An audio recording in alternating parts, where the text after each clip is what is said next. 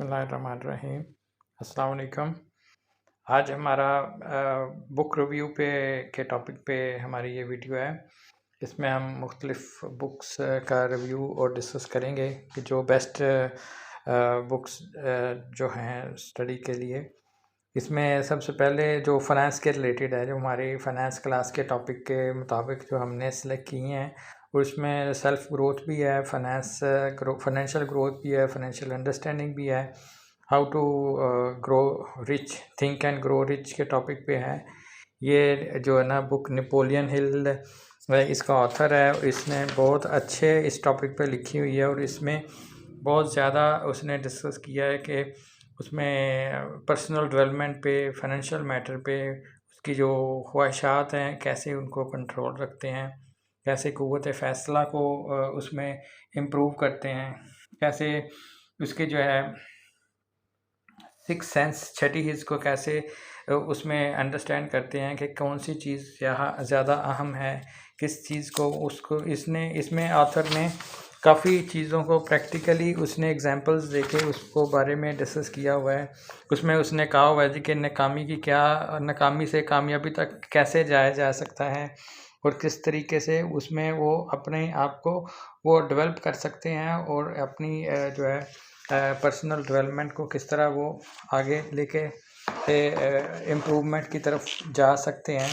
इसमें बहुत ज़्यादा डिटेल में उसने डिस्कस किया हुआ है और एक्सप्लेन भी किया हुआ है कि कैसे इसको अपने जो है ना अपनी हैबिट्स को इम्प्रूव करना है, किस तरीके से अपनी हैबिट्स को उन्होंने इंसान अपने काबू में कर सकता है और जो नाकामी की क्या वजूहत होती हैं इसके बारे में वो डिस्कस करता है जी कि ज़्यादा नाकामी की जो 30 बड़ी वजूहत हैं उसके बारे में वो डिस्कस कर रहा है कि पर्सन जो है वो हम लोग नाकामी के बारे में जौन सी आदत हैं, हैबिट्स हैं बंदे की, उसको हम इग्नोर करते हैं लेकिन उसमें काफ़ी जो है ना एलिमेंट्स होते हैं जिस वजह से जो कि नाकामी की तरफ हमें लेके जा रहे होते हैं, जिसमें ज़ाती तरबियत, पर्सनल डेवलपमेंट, पर्सनल ग्रोथ, सेहत की ख़राबी भी हो सकती है उसमें, उसके साथ उसके डिफरेंट और सर्कमस्टांसेस भी हो सकते हैं। जैसे सबसे कॉमन जो है आज का काम कल पे टालने की आदत है, इसको ठीक करने की ज़रूरत है। जो अदम इस्तिक़लाल है उसको इम्प्रूवमेंट करने की ज़रूरत है। इस तरह के पहलू हैं जो उसने हाईलाइट किए हुए हैं। अगर हम इन पे काबू कर लेते हैं और अपना सही सिलेक्शन पे, सही डायरेक्शन पे चलते हैं तो हम काफ़ी जो है ना अपनी कामयाबियों की तरफ हम अपने आप को मूव कर सकते हैं।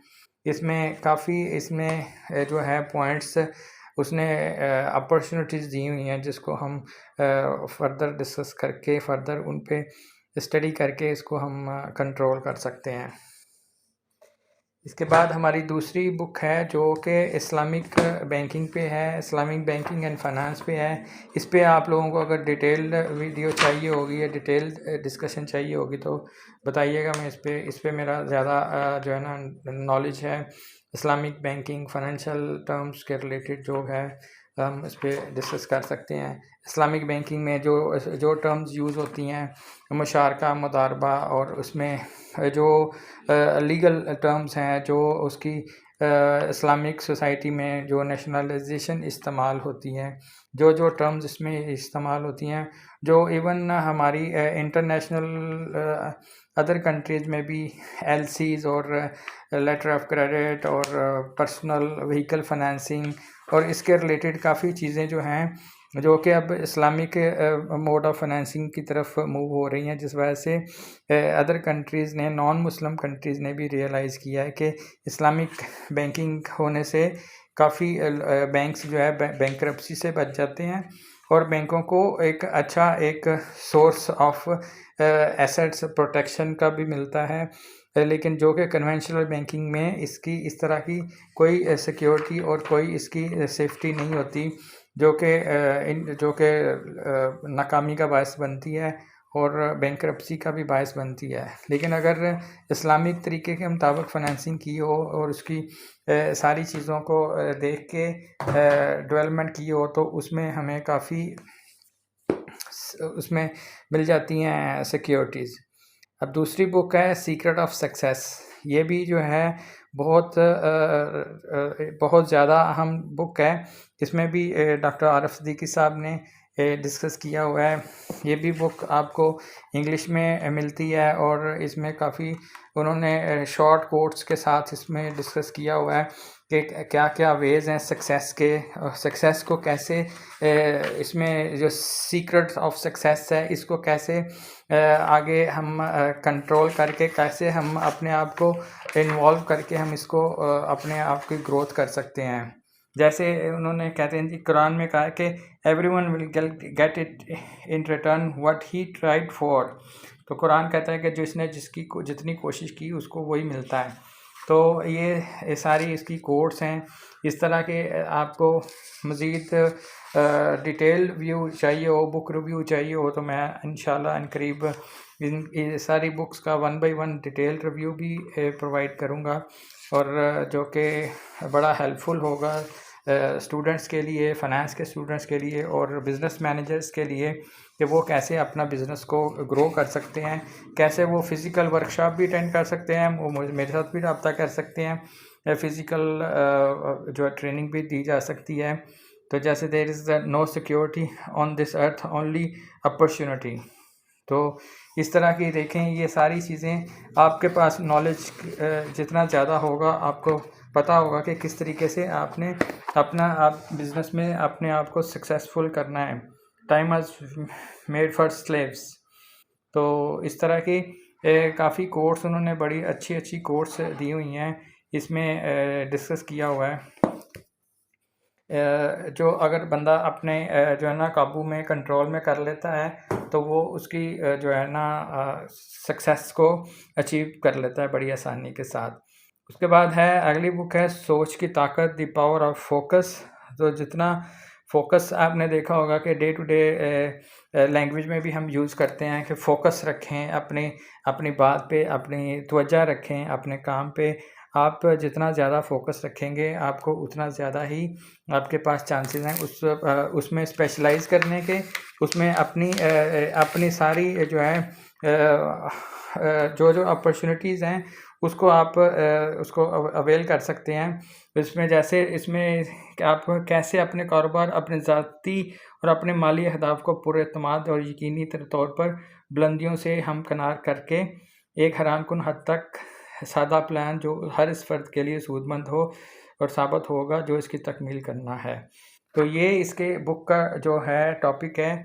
और जितना भी आपने इसको जो ट्रांसलेट किया यासर फराज ने किया हुआ है और इसमें आपको अपॉर्चुनिटीज़ काफ़ी मिलती हैं कि क्या क्या आप चैलेंजेस का सामना करते हैं, कैसे आपके पास वक्त का दबाव है, माली तौर पर आगे बढ़ने की ख्वाहिश है, मुलाजमत का तहफ़्फ़ुज़ है। आप ये सारे चैलेंजेस हैं, जितने आपके चैलेंजेस होते हैं जो हर इंसान को अपने कारोबारी मामलात में और अपने जॉब के मामलात में उसको कैसे वो ओवरकम कर सकते हैं, कैसे वो अपनी हैबिट्स को चेंज करके अपनी सक्सेस को यकीनी बना सकते हैं।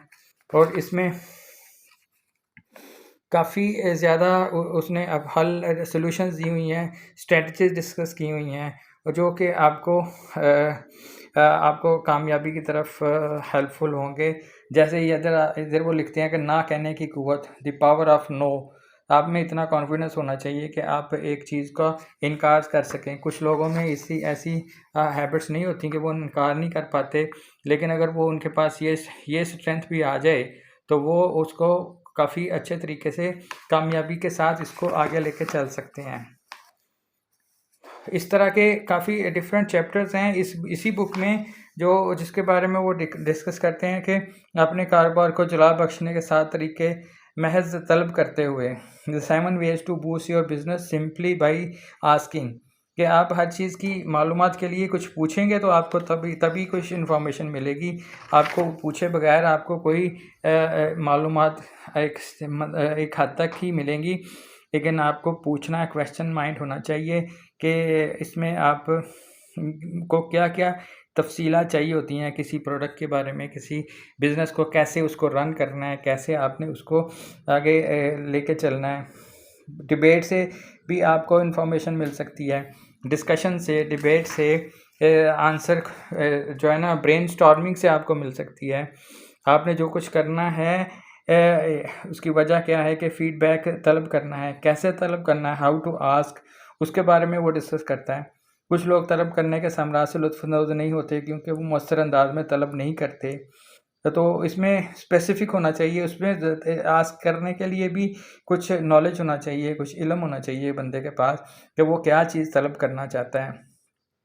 तो वो इसमें ये सारे टॉपिक्स को आप एक दफ़ा बुक शुरू करेंगे तो आपको यकीनन आपका दिल ये नहीं चाहेगा कि इसको अधूरा छोड़ा जाए, और आप इसको कंप्लीट, इसका जो है ना हर चैप्टर को, ये आपके लिए एक इम्पॉर्टेंट है, अहम चैप्टर है, जो कि आप इसको डेफिनेटली आप चाहेंगे कि इसको बुक को मुकम्मल गो थ्रू किया जाए। इसके बाद है कि सीक्रेट, कामयाबी का सीक्रेट अजीम राज क्या हैं, इसके बारे में जो है वो डिस्कशन है, और इसके बारे में ही उसका जो है ना आथर का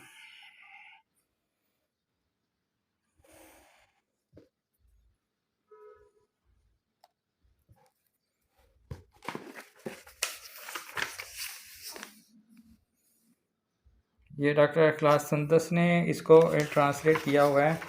इसके बारे में सीक्रेट कामयाबी के सीक्रेट रेसिपी क्या है, सीक्रेट सक्सेस के क्या क्या इसमें सीक्रेट हैं, और कैसे आप इसको कामयाबी को यकीनी बना सकते हैं। उन्होंने कोट्स वगैरह दी हुई हैं, डिफरेंट रेफरेंसेस दिए हुए हैं, उसमें जो थिंकिंग प्रोसेस दिया हुआ है, आप थिंकिंग से अपना जो है ना ग्रोथ कर सकते हैं, अपनी डेवलपमेंट कर सकते हैं। थिंकिंग को ब्राइट करने से, ब्रॉड करने से आपके पास जो है ना उसमें वेरियस, उसमें भी थिंकिंग प्रोसेस भी एक क्वेश्चनिंग माइंड की तरफ से ही होता है कि अगर आपका क्वेश्चनिंग माइंड है तो उस तरह किस तरह से आप इसको आगे लेके चल सकते हैं। दौलत तकसीम करो, दौलत मिलेगी। ये जैसे आपने सुना है कि अल्लाह पाक कहते हैं कि आप एक गुना दो तो आपको 10 गुना मिलेगा, दुनिया में भी, आखिरत में भी, नेकियों की सूरत में भी और पैसे की सूरत में भी। आपको अल्लाह ताला ने दिया है तो आप दूसरों की भी हेल्प करें।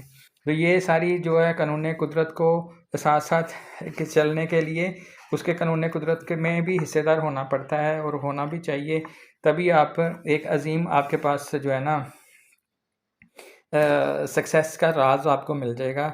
इसी के बारे में ऑथर डिस्कस करता है कि आपके लिए एक अजीम राज है। उसमें देखें, जब आपने इर्द गिर्द देखते हैं, चाहे आप अपने जिस्म की तरफ ही क्यों नहीं, तो जो कुछ हम देखते हैं वो एक बर्फ़ के टीले की नोक के बराबर होता है।